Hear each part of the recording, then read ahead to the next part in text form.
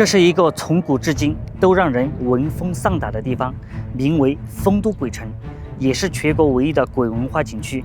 想必很多朋友都听说过它的故事吧？然而它确实真实存在，位于重庆名山镇的鬼国神宫，就连李白都说过“夏孝时上土，陈魂北丰都”。鬼国神宫的主人就是丰都大帝，他掌管着阴间一切事物。据说看到视频的人，穷鬼都会远离你。那么这里究竟发生了什么？为何现在人去楼空？今天我就带着大家走进鬼城，一探究竟。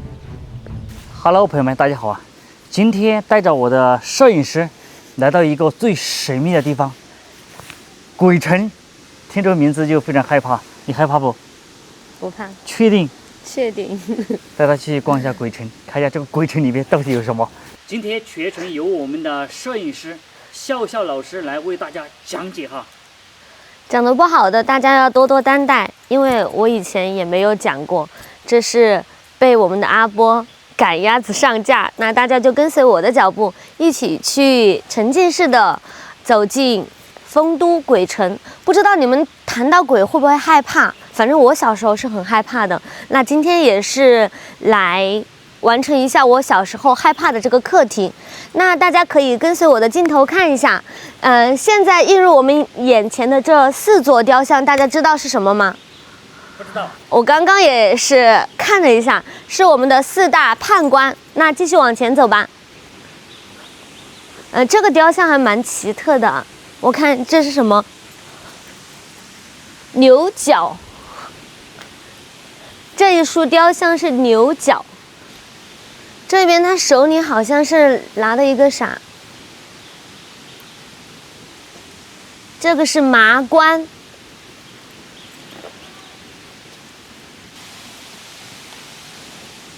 这个是我们的寿冠。哇，大家看这一束雕像，它的肚子是被剖开的，然后里面还有一个人头。这个叫开判。这个他的左手是拿了一个宝剑，宝剑上面也插着一个人头。然后这个叫持剑。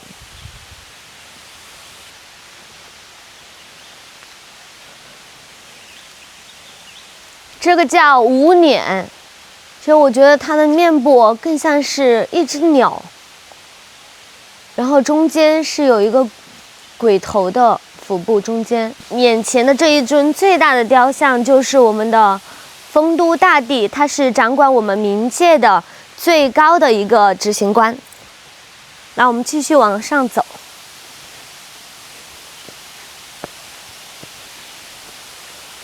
这里斑驳的青苔和今天的阴雨绵绵，和这个鬼城的氛围还蛮契合的。我们可以近距离的去瞻仰一下丰都大帝的这个神威。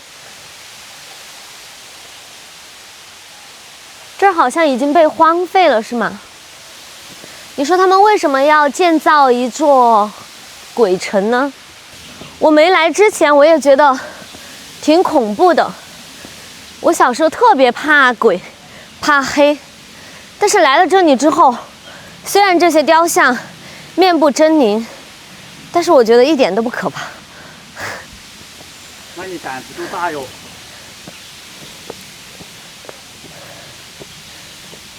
因为每一个鬼都是活着的人，思念的那些再也看不见的他的亲人或者朋友啊。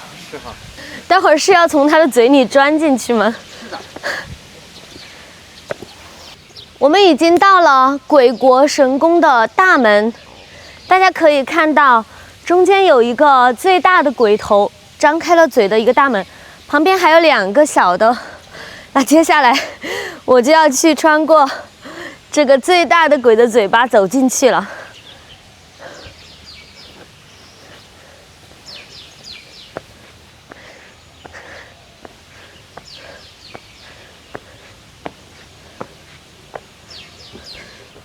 在这里有没有一种送上门的感觉？害不害怕？不害怕。确定？确定不害怕，快走吧。这里还蛮阴森的。别怕，走吧。苍天，这里好黑呀！由于水打的有点像，刚刚是啥在叫？这儿还有几个字，死得惨呀！这儿也是写的啥？怕鬼，你不该来。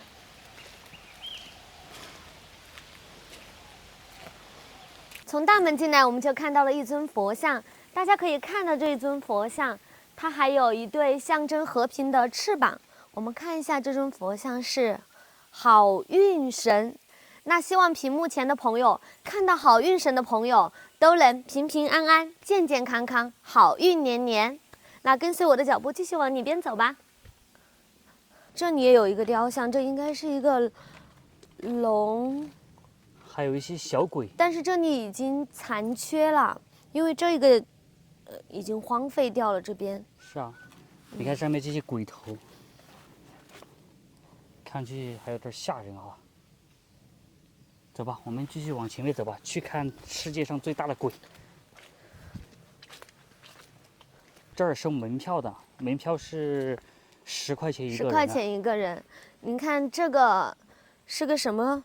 这个是门神，这个碑里挤满了各种面部狰狞的头。刚刚那个屋子走进去，真的是背心发凉。这儿有一个，应该是一个凉亭之类的。然后它的屋顶已经残缺了，我们可以走过去看一下。不过这儿真的有点阴森，有一点像那种鬼片里面的场景。慢一点啊！这应该是佛陀，释迦牟尼佛，他手里还手持了一个象征圆满的球。多头鬼。因为它的这个整个主体的头周围有很多小的这种鬼头，其实我觉得这个主体的头还蛮像一个老爷爷的，虽然他嘴是咧着的，但是是上扬的，怎么感觉像在笑啊？大家可以看到这里有一块碑，我们这个丰都鬼王石刻，它是1993年立项，94年开始动工，96年完成竣工，耗资1200万。我们可以看到这上面的字，它是由上海大世界吉尼斯总部颁发了世界上最大的，破了我们世界上吉尼斯纪录，是世界上最大的摩崖石刻造像。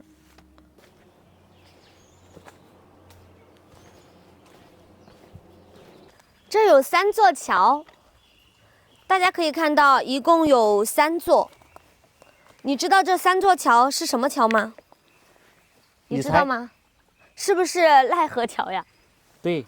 我只是听说过，没有看到过。没有看到过。那这3座桥有什么区别？我跟你讲啊，中间就是奈何桥，你站的位置就是金桥，那边就是银桥。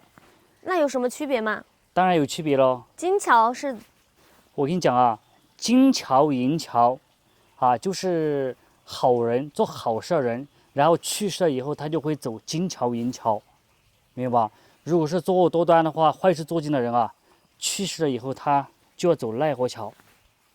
如果是太恶了，走奈何桥，他就站不稳，他就会掉到下面去。下面就是有毒虫啊、毒蝎啊、毒水啊，就18层地狱吗？对，滴下去就把骨头都化成水。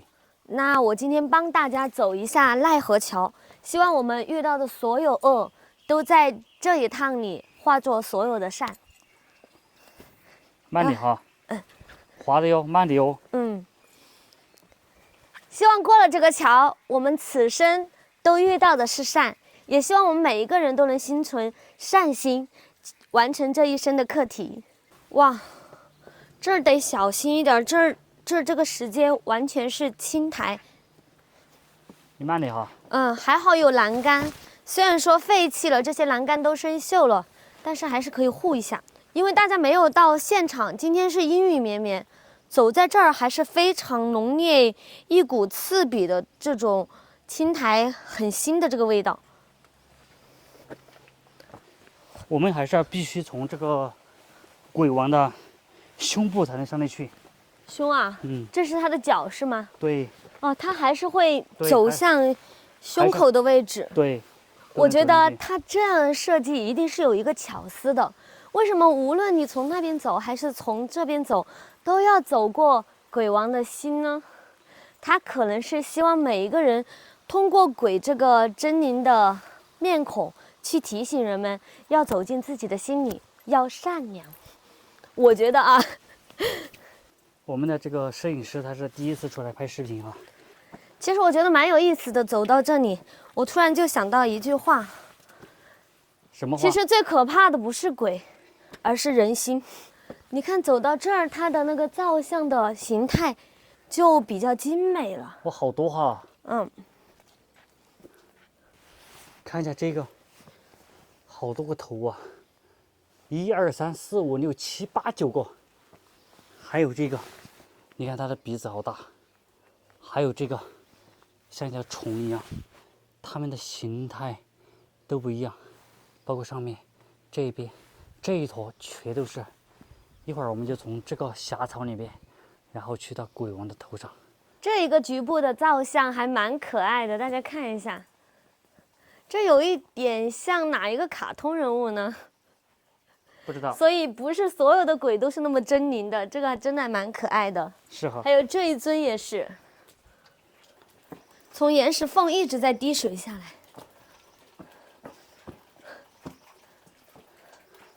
这难道就是通天大道吗？对，要通过心脏走往通天大道。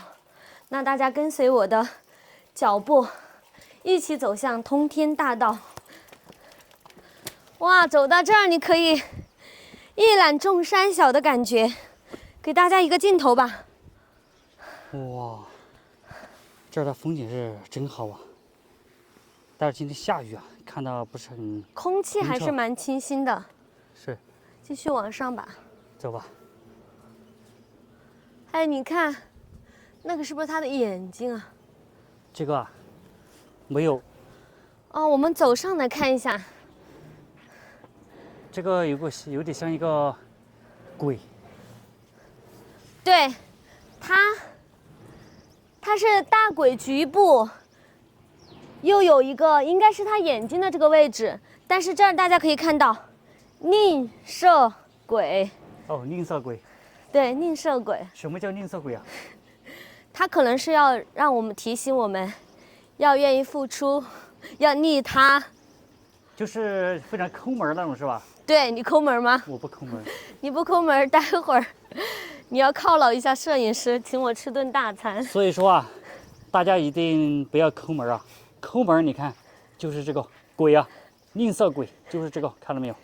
大家帮我见证一下，看这个阿波是不是一个吝啬鬼哈？那我待会儿一定要请我吃顿大餐。好的。哇，你走上来看，这儿为什么有那么多？哦，手指的印，这个叫五指验信，就是你的手可以卡在这里面。哇，真的啊！好多手掌印啊！我来比一下我的，看适合哪一个。这个小不小？哎呦，你看刚刚好啊！我们是不是要钻过这个小洞？应该是。这里还有一个蜗牛。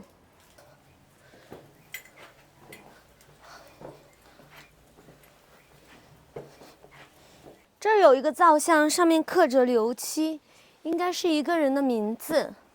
有大家知道的吗？可以在公屏上给我们说一下。到这儿也像是一个头的造像，这儿写的是年罗肥头吗？你来看一下，我眼睛不太好。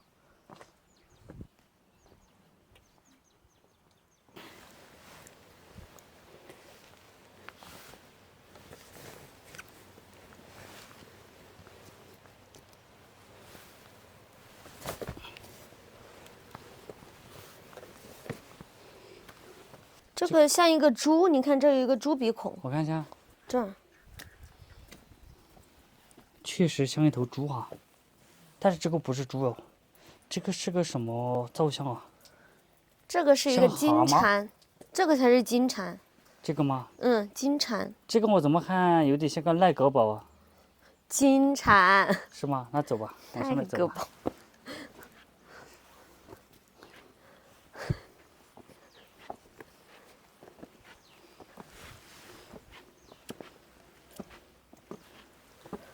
现在的这个雨是越下越大了。对呀、这个雨越下越大了。跟大家看一下，这下面哇，也是特别高的哈。你看这是，你看，我们就是从最下面这个位置走上来的，你们看有多高？在镜头里你们就能看到啊，特别特别的高。你看这鬼王大不大？这儿就是鬼王的头了，看到没有？很大的一个鬼头啊！光是它的一个嘴巴、鼻孔都能容纳几十个人。你看野框，最少也能容纳个10个人吧，特别特别大哈。我们走过去看一下。这是啥呀？火眼兽，火野兽吗？火眼金睛，哎呦它能洞察一切。你看这么大一个，走吧，我们上去看一下。我们在这儿躲下雨吧，因为现在雨太大了。躲进鬼王头的嘴里。对，我们今天就借着鬼王的头啊，躲一下雨啊。这儿容够10个人没问题吧？我的个天呀，太大了！你看它外面这儿还有个水塘啊，这个地方还水从这儿排出去的哈，排水口特别特别大。来给大家看一下金蝉脱壳，金蝉脱壳，看到没有？拖了一个壳在这儿啊。我们现在终于来到了鬼王的口腔。刚刚我说了，鬼王宽217米，以山体的自然形状雕琢而成，嘴宽呢有20米，舌头长约18米啊。那石刻的内部是中空的，刚刚我和阿波也在里面去躲了一会儿雨。那山洞呢4通8达，我们可以爬到这个山顶，也可以在鬼王的身体的各个部位都可以进去，可以观赏。那它被誉为最复杂的山体迷宫。这期视频到这里就要和大家说再见了，这是我第一次拍这种视频，希望大家喜欢。要是不喜欢呢，也希望你们多多担待，好吧？那就在这里说再见了。